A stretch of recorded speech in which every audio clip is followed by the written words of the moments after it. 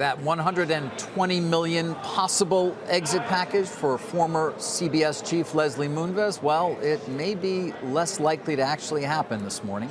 This after a New York Times expose, which details a sexual assault allegation and how Moonves reportedly sought to keep the actress who claimed to have been assaulted quiet as the Me Too movement exploded. Joining us now at Post 9, co-author of that story, Pulitzer Prize-winning New York Times columnist, and our regular Jim Stewart. The reporting here just keeps getting better and better, Jim. Amazing how much access you seem to have to all sorts of communications, which support, of course, this incredible story. Well, it's an amazing saga, and there are hundreds of text messages that have been produced that went back and forth between Les Moonves, the head of CBS at the time, and this Hollywood talent manager who had represented the actress who he had allegedly assaulted. And when I first saw these, I kind of thought, I don't know, I'm the reporter writer, let's just print the text because they're so vivid, they're so compelling, they really show, oh my God, you know, the pressure on Moonves, his desperate effort to keep all this quiet. And it was very striking to me, though, that we know there have been many allegations against Moonves. This actress, whose name had not previously been disclosed, was the one person that he said many times, if she talks, I'm finished. And when you see her account, you can see why. It is a hair-raising example of sexual assault at its core. And the behavior in question there is some, frankly, that some of us who'd been around the story had heard about, but never had fully been produced in other reporting about Mr. Moonves' behavior. Right. I'm sure that it's interesting when her manager first contacted him after the Weinstein exposés came out, they hadn't talked in years. I mean, this is like a struggling kind of B-list, old-time Hollywood manager. Les Moonves, the head of CBS, didn't have any time for him. They hadn't talked in years. He called and left a message. Less than 10 seconds, Moonves is back on the phone with him, wanting to know, why are you calling? And then importantly attends the man's 75th birthday And then he shows party. up at his birthday party and, sends these gushing texts about, how great it was. And he goes there with his wife, Julie Chen. And, I can only imagine, like, Julie Chen is saying, what are we doing here? The larger question, is certainly from investors' point of view, though, is, and you've been following this story closely now for months, what about the potential exit package? What is the actual role here for the board, for those who are investigating cultural issues at the company? How does this go down, and how does your story figure into that? Well, I think it plays right into that. I mean, I had actually thought there was a pretty good chance that Moonves might get the $120 million because he gets it if he's fired without cause. And cause is defined so narrowly that you can do almost anything and it's not cause. But one of the key things is he had to cooperate fully in any internal investigation. And that's where I think this is devastating. Because, from the get-go, this is not just a story about a sexual assault in the distant past, but it's about a cover-up, more or less, in the present, that started roughly a year ago and then went on for months, in which he is looking for a job.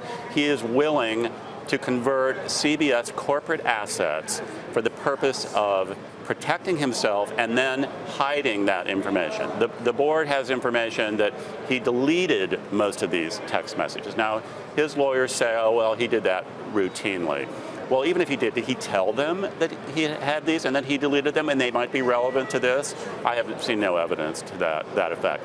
The manager told me that Moonves called him and said, delete all those texts.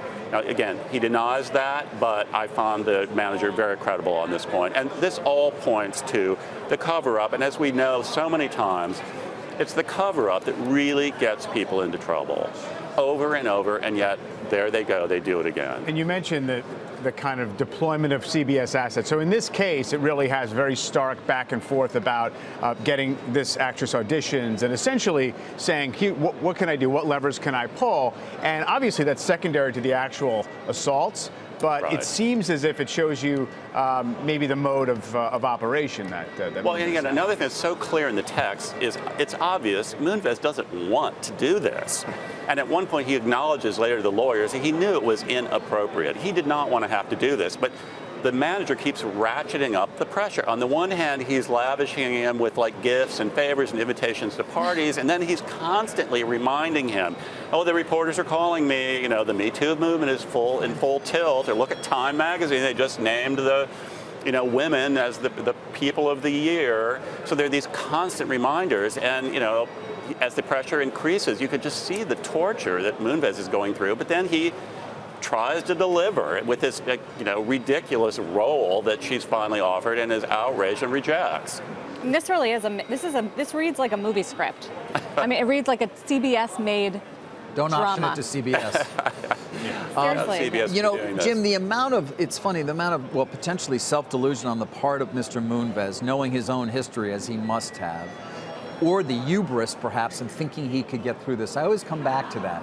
I mean, we're talking about a guy who had a stellar career, who was in many ways potentially at a point where he could have merged his company with Viacom, potentially even said so long. Absolutely. And chose instead not just not to allow that deal to occur, but then to completely go after his controlling shareholder. It boggles my mind knowing what we know and what he had to know.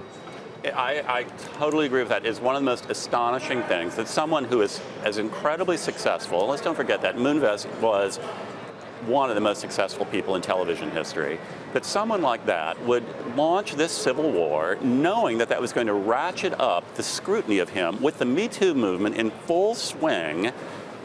He would do this, and you see in this context of the text that when he decides to do this, this is right when the manager is starting to really turn up the heat under him. And he at that moment decides to do something like that, which is going to bring renewed scrutiny to his behavior. It is staggering. The only thing I can think is that he must have been in such tremendous denial, and that it had gone on long enough that he thought he had the sort of this thing damped down. But, you know, he had no basis for that. And, of course, as events unfolded, it was a disaster. Right. But as you've also reported, he had the support of his board along the way for quite some time. Well, he did until they first started hearing something about this. And once they realized he was trying to find a job to keep her quiet, that's what got him fired. And ultimately is why I don't think he's going to get the money. Well, when do we find that out? What happens next? Well, it's coming soon, I right? expect it would be coming soon. I mean, what more does the board need at this point? Yeah, the investigation. I think they really should be acting forcefully quite soon and announce this publicly. And by the way, this is good news for CBS shareholders. It's going to potentially save them $120 million.